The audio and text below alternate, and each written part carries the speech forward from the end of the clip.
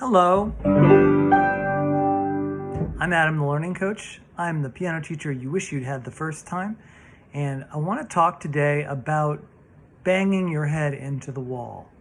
Let's say you have a piece of music and you're getting nowhere with it. What do you do?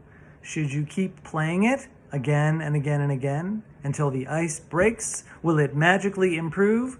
Probably not. The adage, no pain, no gain, refers to tearing muscles that will remake themselves. But the brain isn't exactly like that.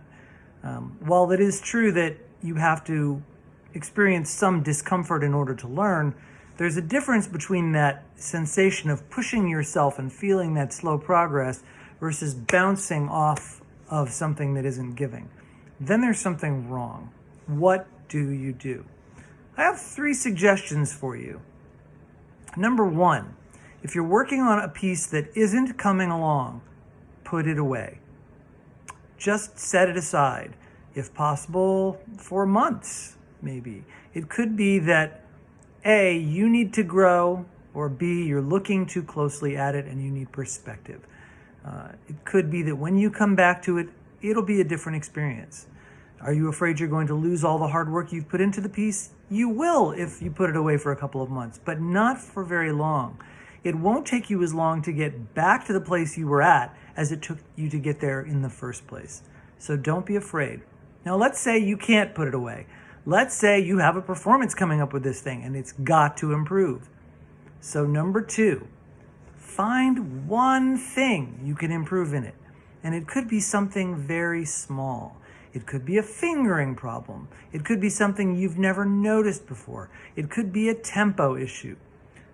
If you think you can't find one thing to improve in this piece that's wrecking you, then there's something missing from your perspective.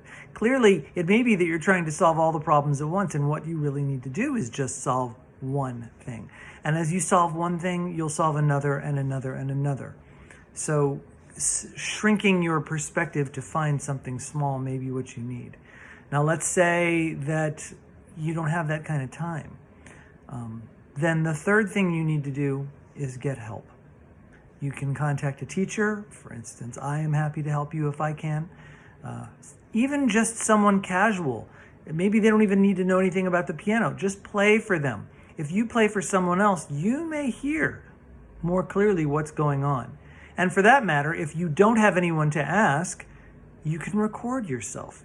You be your own teacher. Imagine you're listening to somebody else play this, and it isn't you, so that you can be somewhat detached from it.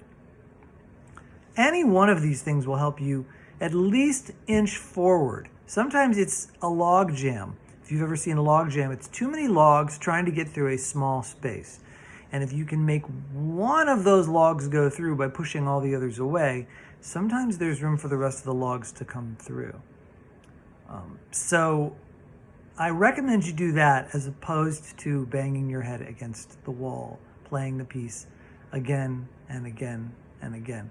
And I'm going to postlude this by saying one thing. If you are practicing and you've made some progress, but then you start to play worse, I would take that as a sign that it's time to stop.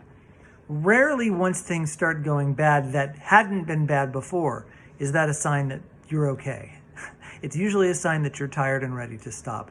And you should honor that, no matter how desperate you feel about getting things done. It would be better to stop for at least 10 minutes and then continue than to just plow on. Plowing on is doing the same thing that didn't work before, which is the definition of insanity.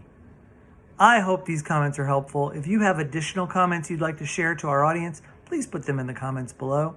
If I can help you, please contact me at abetterpianoteacher.com. I'm Adam Cole, and I'm always trying to be a better piano teacher.